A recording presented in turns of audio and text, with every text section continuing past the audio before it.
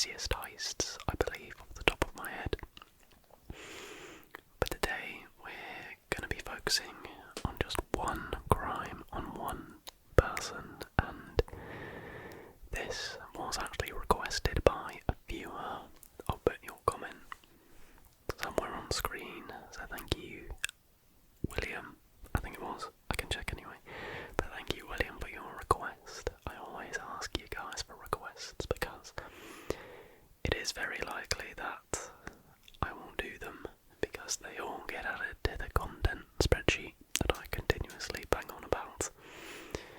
But today, I'm going to be taking a look at the Angel of Death, which is something I actually hadn't heard of before, and I've skim-read my sources, so I've got obviously a rough sense of what she did, but I don't have an idea of the nitty-gritty. But I will give a bit of a trigger warning, and not an ASMR trigger warning.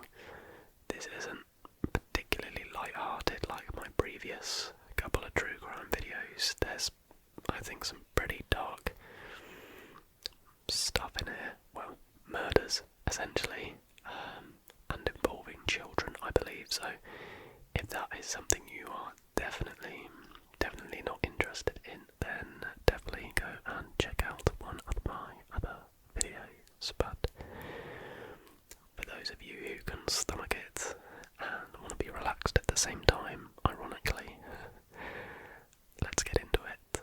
Beverly Allitt, or the Angel of Death, as she would come to later be known, exhibited some worrying tendencies early on while growing up as one of 4 children, including wearing bandages and casts over wounds that she would use to draw attention to herself, without actually allowing the injuries to be examined. Becoming overweight as an adolescent, she became increasingly attention-seeking, often showing aggression toward others.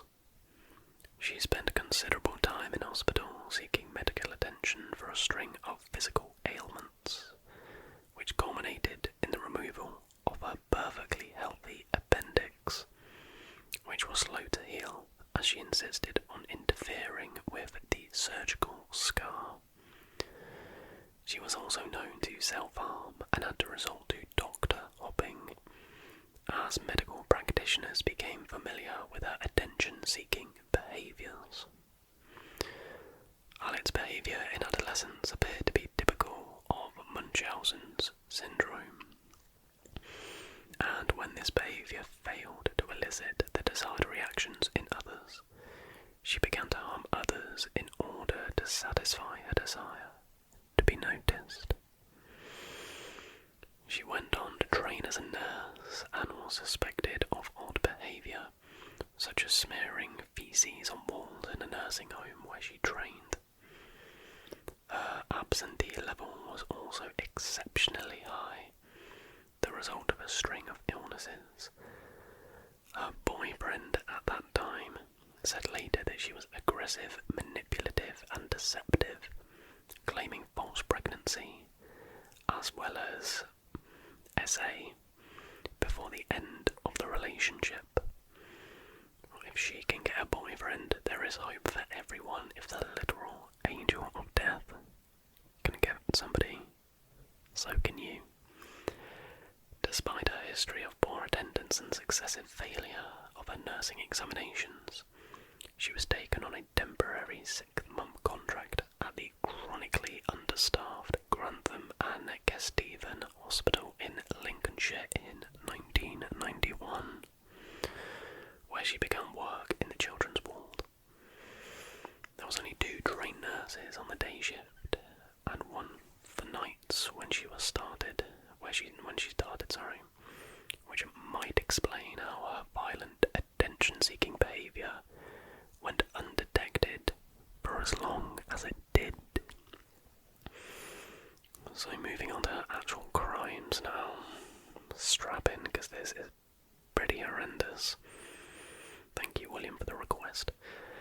On February 21st, 1991, her first victim, 7-month-old Liam Taylor was admitted to the children's ward with a chest infection. Alec went out of her way to reassure his parents that he was in capable hands and persuaded them to go home to get some rest. When they returned, Alec told them that Liam had suffered a respiratory emergency, but he had recovered. She volunteered for extra night duty so she could watch over the boy, and his parents chose to spend the night at the hospital as well. Liam had another respiratory crisis just before midnight, but it was felt that he'd come through it satisfactorily.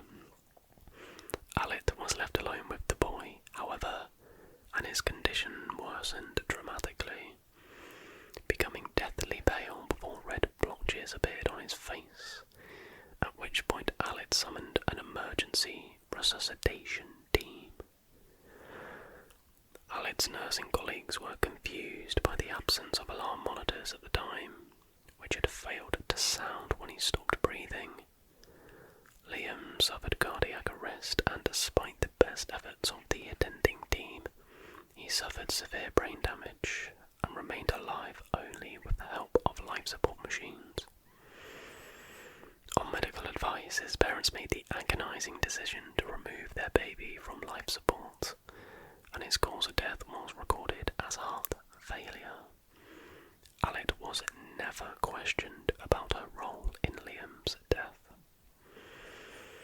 Now, only 2 weeks after Liam Taylor's death, her next victim was Timothy Hardwick, an 11-year-old with cerebral palsy who was admitted following an epileptic fit on March 5th, 1991. Alec took over his care, and again, following a period when she was alone with the boy, she summoned the emergency resuscitation team, who found him without a pulse and turning blue.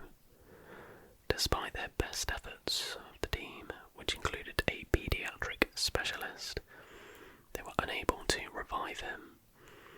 An autopsy later failed to provide an obvious cause of death, although his epilepsy was officially blamed. A third victim, 1-year-old Kaylee Desmond, was admitted on March 3rd, 1991, with a chest infection from which she seemed to be recovering well. 5 days later, with Alec in attendance, Kaylee went into cardiac arrest in the same bed where Liam Taylor had died just a fortnight ago.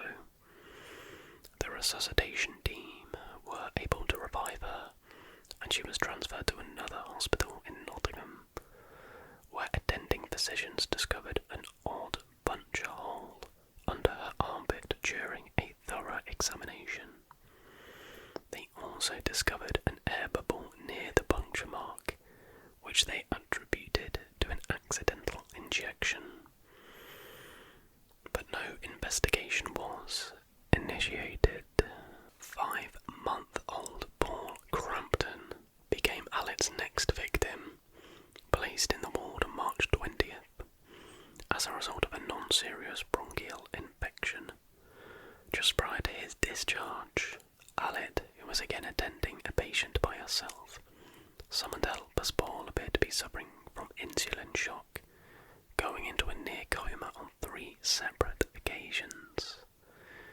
Each time the doctors revived him, but were unable to explain the fluctuation in his insulin levels. When he was taken by ambulance to another hospital in Nottingham, Alec rode with him. He was again found to have too much insulin. Paul was extremely fortunate to have survived the ministrations of the Angel of Death. The next day, 5-year-old Bradley Gibson, a pneumonia sufferer, went into unexpected cardiac arrest, but was saved by the resuscitation team. Subsequent blood tests showed that his insulin was high, which made no sense to attending physicians.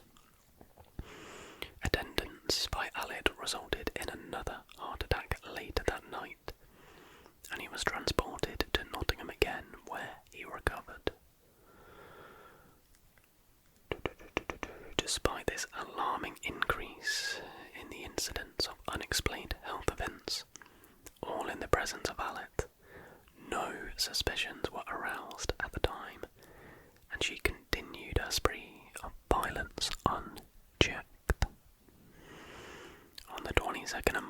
1991, 2-year-old victim Yik Hung Chan turned blue and appeared in considerable distress when Alit raised the alarm, but he responded well to oxygen.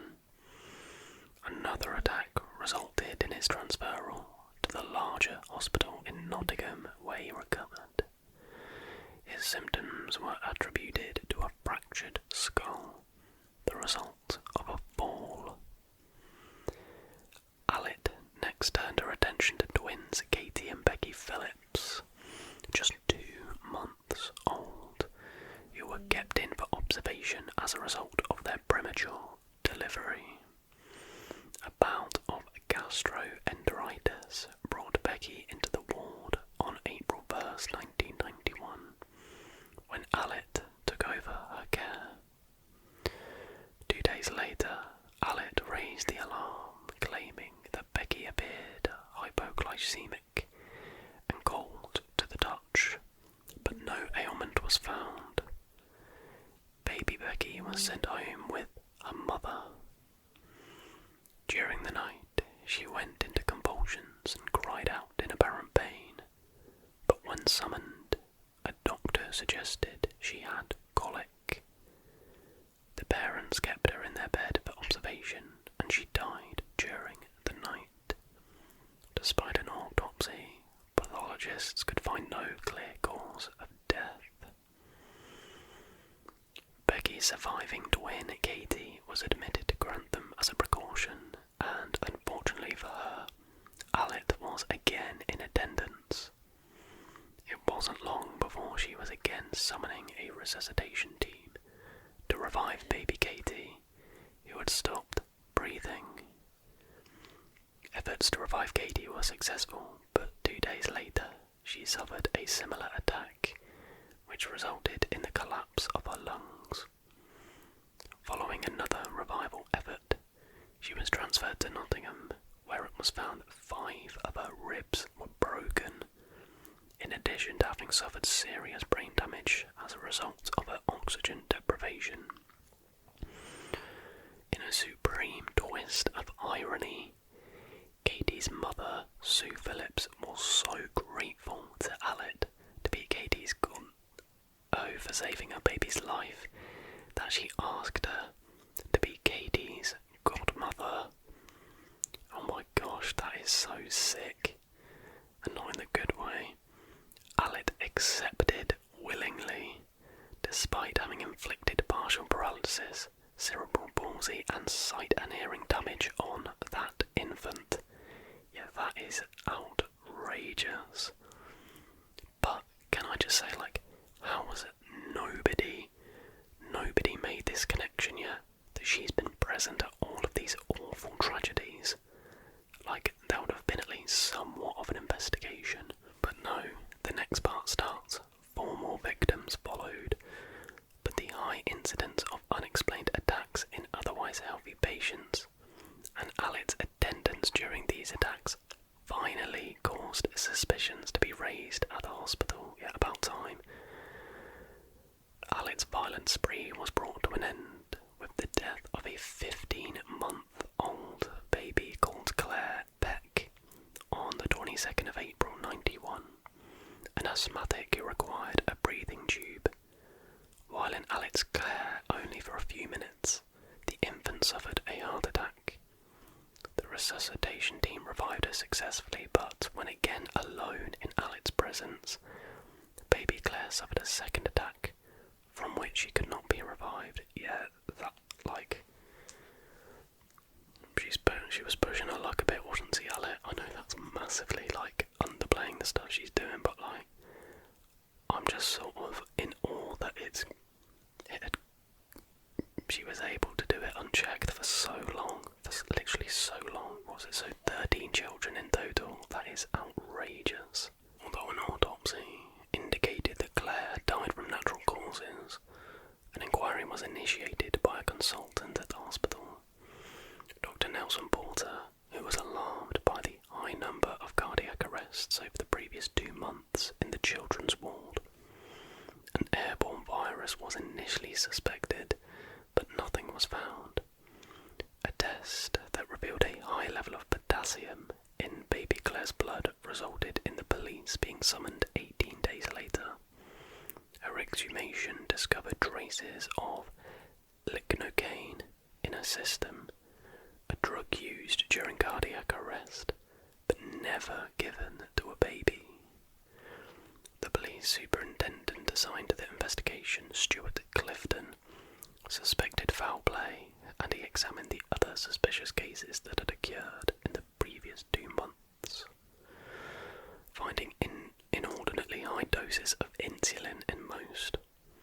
Further evidence revealed that Aled had reported the key missing to the insulin refrigerator. All records were checked, parents of the victims were interviewed, and a security camera was installed. Suspicions were raised when record checks revealed missing daily nursing logs, which corresponded to the time period when Paul Crampton had been in the ward. When 25 separate suspicious episodes with 13 victims were identified, 4 of whom were dead, the only common factor was the presence of Beverly Allitt at every episode. So we move on to her arrest and trial. By July 26th, 1991, police felt they had sufficient evidence to charge Allitt with murder, but it wasn't until November that she was formally charged. Allitt showed calm and restraint under interrogation, denying any part in the attacks, insisting she'd merely been caring for the victims. A search of her home revealed parts of the missing nursing log. Further extensive background checks by the police indicated a pattern of behaviour that pointed to a very serious personality disorder, and Allitt exhibited symptoms of both Munchausen syndrome and Munchausen syndrome by proxy, which are both characterised by getting attention through illness. With Munchausen syndrome, physical or psychological symptoms are either self-induced or feigned in oneself to gain attention, while Munchausen's by proxy involve inflicting injury on others to gain attention for oneself. It is fairly unusual for an individual to present with both conditions. While she got what she wanted, isn't she? I don't think you can possibly get any more attention. She'd have been getting media attention, scrutiny from the police. She's got what she wanted. Allitt's behaviour in adolescence appeared to be typical of this syndrome, and when this behaviour failed to elicit the desired reactions in others, she began to harm her young patients in order to satisfy her desire to be noticed. Despite visits and assessments by a number of healthcare professionals while in prison, Allitt refused to confess what she'd done. After a series of hearings, Allitt was charged with 4 counts of murder, 11 counts of attempted murder, and 11 counts of causing grievous bodily harm. As she awaited her trial, she rapidly lost weight and developed anorexia nervosa, a further indication of her psychological problems. After numerous delays due to her illnesses, as a result of which she had lost 70 pounds, she went to trial at Nottingham Crown Court in February 1993, where prosecutors demonstrated to the jury how she'd been present at each suspicious episode, and the lack of episodes when she was taken off the ward. Evidence about high readings of insulin and potassium in each of the victims, as well as drug injection and puncture marks, were also linked to Allitt. She was further accused of cutting off her victims' oxygen, either by smothering or by tampering with machines. After a trial that lasted nearly 2 months, and at which Allitt attended only 16 days due to continued illness, Allitt was convicted on May 23, 1993, and given 13 life sentences for murder and attempted murder. It was the harshest sentence ever delivered to a female. But according to Mr. Justice Latham, It was commensurate with the horrific suffering of the victims, their families, and the ignominy she had brought upon nursing as a profession. I mean, 13 life sentences still isn't enough, and still doesn't even begin to be justice for what she did. So a little bit here about the aftermath. The impact Alet's case had on the Grantham and Stephen Hospital was so severe that the maternity unit was closed down altogether. Rather than going to prison, Alet was incarcerated at Rampton Secure Hospital in Nottingham, a high-security facility housing mainly individuals detained under the Mental Health Act. As an inmate at Rampton, she began her attention-seeking behaviour once again, ingesting ground glass and pouring boiling water on her hand. She has subsequently admitted to 3 of the murders of which she was charged, as well as 6 of the assaults. The appalling nature of her crimes has placed her on the Home Office list of criminals who will never be eligible for parole. There have been accusations, most notably by Chris Taylor, father of Alet's first victim Liam, that Rampton is more like a Butlins holiday camp than a prison. The facility, which has some 1,400 staff to deal with around 400 inmates, costs taxpayers around $3,000 per week per inmate to administer. In 2001, there were reports that she wants to marry fellow inmate Mark Heggie, although she is currently still single. Most recently, she was the subject of a Mirror newspaper inquiry in May 2005, when it was revealed that she received over $40,000 in state benefits since her incarceration in 1993. In August 2006, Alet applied for a review of her sentence, which led the probation service to contact victims' families about the process. Alet remains in Rampton. Well, like I said, 13 life sentences doesn't even begin to cover or make up for what she did, but reading that, I also feel kind of sad for her. She was just like a very, very ill lady. Obviously, no sympathy, realistically, because what she did was absolutely horrific, and I don't really know if this has made the best ASMR video, infant death, and off goes my phone, lovely. But yeah, just a very, very ill and troubled woman, but regardless of the tragedy